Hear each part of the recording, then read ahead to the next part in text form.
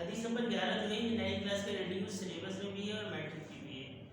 حدیث نمبر 11 الصلاۃ عماد الدین ومن اقامها فقد اقام الدین ومن حدامها فقد حدام الدین. ترجمہ ہے اس کا، نماز دین کا ستون ہے، جس نے اسے قائم کیا اس نے گویا دین کو قائم کیا، اور جس نے اسے ڈھا دیا اس نے گویا دین کو ڈھا دیا. مومن اور کافر کے درمیان فرق صرف نماز ہی کا ہے. نماز کے متعلق بہت ساری فضائل بھی ہیں اور بہت ساری وعیدیں بھی ہیں. اب جو ہے نماز پڑھنے والے کی مثال ایسی ہے جیسے کسی گھر کے باہر سے نہر بہہ رہی ہو اور وہ اس میں دن میں 5 مرتبہ غسل کر رہا ہو. یا آپ صلی اللہ علیہ وسلم کی حدیث کا مفہوم ہے کہ آپ صلی اللہ علیہ وسلم نے حدیث سنائی اور صحابہ کرام کو سمجھایا کہ نماز پڑھنے والے کی مثال ایسی ہے جیسے کسی گھر کے باہر پانی کی نہر بہہ رہی ہو اور وہ اس میں دن میں 5 دفعہ غسل کرتا ہے. تو جیسے غسل کرنے والے کے جسم میں کوئی گند غبار باقی نہیں رہے گا، اسی طرح نماز پڑھنے والے کے نام اعمال میں برائیاں باقی نہیں رہتی اور اچھائیاں لکھ دی جاتی ہیں. اسی طرح ایک جگہ آپ صلی اللہ علیہ وسلم نے فرمایا نماز مومن کی معراج ہے. نماز میں آپ صلی اللہ علیہ وآلہ وسلم کی آنکھوں کی ٹھنڈک ہے اور نماز دین کا سکون ہے، نماز جنت کی کنجی ہے.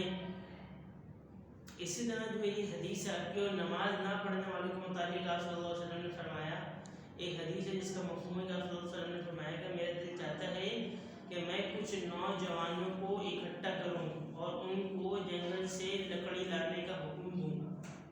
جب وہ لکڑیاں لے آئیں تو میں ایسے گھروں کو آگ لگا دوں جس میں مرد بلا عذر گھر میں نمازیں پڑھتے ہیں. نماز پڑھ رہے ہیں لیکن گھر میں پڑھ رہے ہیں اور بلا عذر یعنی کوئی عذر نہیں ہے، ایسی شوقیہ.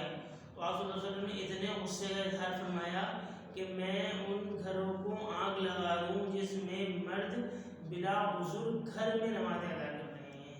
اب آپ کچھ سوچیں کہ جن گھروں میں نمازیں ادا ہی نہیں کی جا رہی ہوں گی ان کے بارے میں آپ صلی اللہ علیہ وسلم کی کیا رائے ہوگی.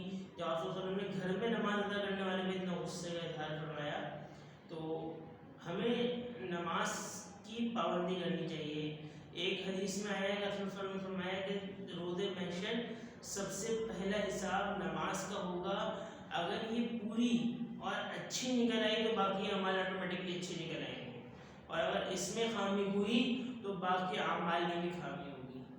وہ انگریزی کی کہاوت ہے نا، first impression is the last impression, یعنی پہلا جو ہے نظر وہ آخر نظر ہوتی ہے.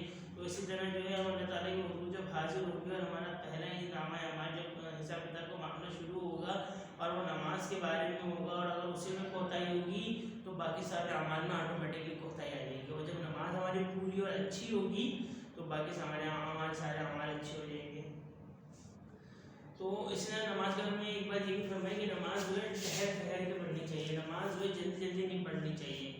آپ صلی اللہ علیہ وسلم نے ایک جگہ فرمایا کہ جو لوگ جلدی نماز پڑھتے ہیں ان کی نمازیں انہی کے منہ پہ مار دی جاتی ہیں. تو نماز ٹھہر کر خشوع و خضوع کے ساتھ آرام سے اللہ تعالیٰ کو منوانے کی نیت سے پڑھنی چاہیے کہ ہم اللہ تعالیٰ کو اپنی بات منوا لیں گے. کہ تشریح میں لکھا ہوا ہے اس حدیث میں دین کو ایک عمارت سے تشبیہ دی گئی ہے جس کا ستون نماز ہے.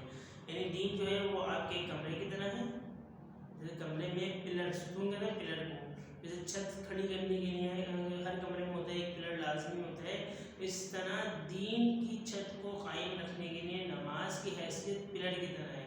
یعنی اگر دین میں نماز نہیں ہوگی تو جیسے کمرے میں پلر نہیں ہوگا کمرہ گر جائے گا، چھت گر جائے گی کمرے کی. اسی طرح اگر آپ کے دین میں آپ کے زندگی میں نماز نہیں ہوگی تو آپ کا دین بھی ایسی گر جائے گا، اس کی کوئی ویلیو نہیں بچے گی. دین کو ایک عمارت سے تشبیہ دیا گیا ہے جس نے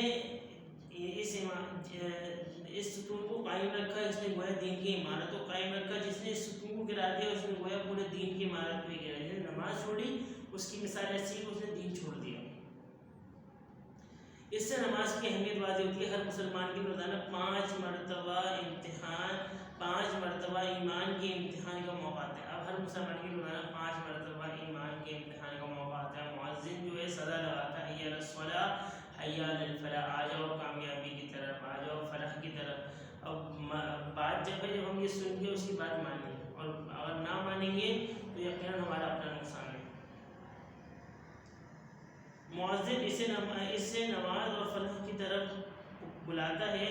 اگر وہ اس پکار میں لبیک کہتا ہے تو گویا اپنے ایمان کی صداقت کی گواہی دیتا ہے۔ اس کے علاوہ نماز ہی وہ عمل ہے جس کے ذریعے اس کا اللہ تعالیٰ سے تعلق اور رابطہ قائم رہتا ہے، اور ترک نماز سے بندے اور اللہ تعالیٰ کا تعلق